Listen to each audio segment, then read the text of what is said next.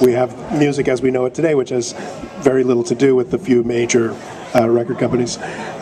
Ben, you wrote about this for us in a great essay called "The Death of the Book," which was about how the book was not exactly dying, and so you've thought about this a little bit. Yeah, I have thought about it a little bit. I want to say, in case, like, lest we skip it, I read Grace's book in paper, and it was fantastic in paper too, and it was really like got me excited about like the whole idea of writing novels again. So if you haven't read it, you should read it. But yeah, to answer that, I mean, I'm an absolute not a fan, a semi-fetishist of the paper book, but I found myself getting really kind of bored by the main like discourse in the media about the death of the book, and it seemed like something really, it was really facile. I was reading the same arguments over and over again. And ultimately, I think for most writers, there's a lot more to what we do than either paper or gigabytes. And we're going to keep doing that, and readers are still going to be getting something hopefully exciting and challenging out of literature, whatever form it's in. And, so I mean, what I wrote about ended up being sort of about the ways that the book is actually this extremely new technology. The book as a mass-produced object that normal people can afford is like 150 years old, basically. And humans telling each other stories and finding ways to record it with symbols has gone on for millennia before that. And whether we're back to scratching things into the sides of cliffs again the world is supposed to end today, or whether we're reading things on Kindles, or whether we're still carrying around beat-up old paperbacks.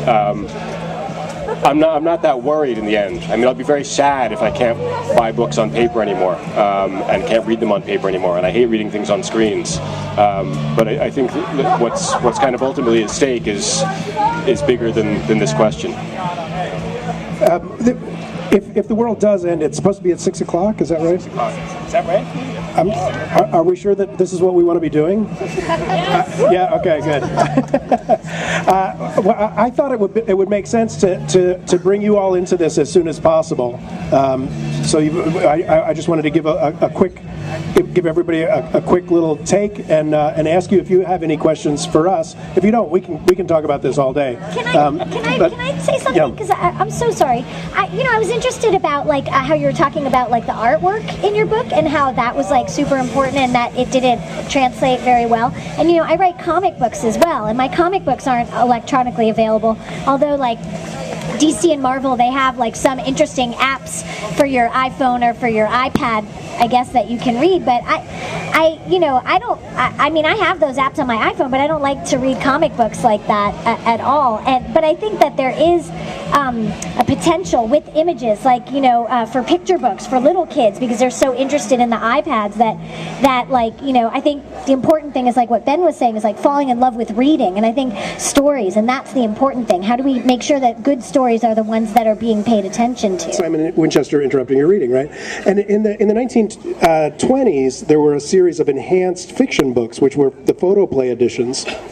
I don't know if you've seen these, right, where you would get stills from the movie about the book. So Sinclair Lewis's Babbitt, and you would get stills of the movie version of Babbitt every 10, 12, 20 pages. And nobody liked these things, right? Nobody, right, this was an enhancement that soon died out because nobody wanted to see some dumb actor in the person of the fictional character they were reading about. They want to get lost in the fiction. So me at all, it's probably just to the extent that internet staring is influencing me, just like it's influencing all of us for better or for worse. Yeah, I started my writing career on a typewriter, and a what? On a typewriter. It was this machine they used to have. Yeah, there is, yeah, exactly. And yes. And what I used to do when I was editing my own work was I would actually cut and paste it. Right, I would cut a paragraph out because I was such a bad typist. I couldn't stand to retype things, so I would cut out a paragraph, move it up, and Scotch tape it onto the page in a new place. And then they invented this in software, right? Where you could do it on the screen. It's no different. It does save on Scotch tape, but other than that, it's not different. Now, in some cases, it is becoming different. That is, I mentioned Simon Winchester because I was just talking to him about the last book, which was on the Pacific, where he does pop up and he had to record all these things. But in his new book, he's doing a cross-country trip. He's driving across the U.S. and his publisher is making him take a camera and people are filming him actually doing this cross-country trip. And if you can imagine, Jack Kerouac with a film crew going on the road, it's a very different experience, right? It's so there are ways in which this push is making a difference for some writers, not all of us, obviously. I think that's too much. I mean, I think that then it becomes too posed. Then it's a book, but it's a different kind of thing. It's not, you can't call it writing a book about that. That's creating a multi-platform thing. It's just, I mean, I don't think it's better or worse. It's just different. It's not a narrative story. I mean, it's not, I don't know. I think it's lame.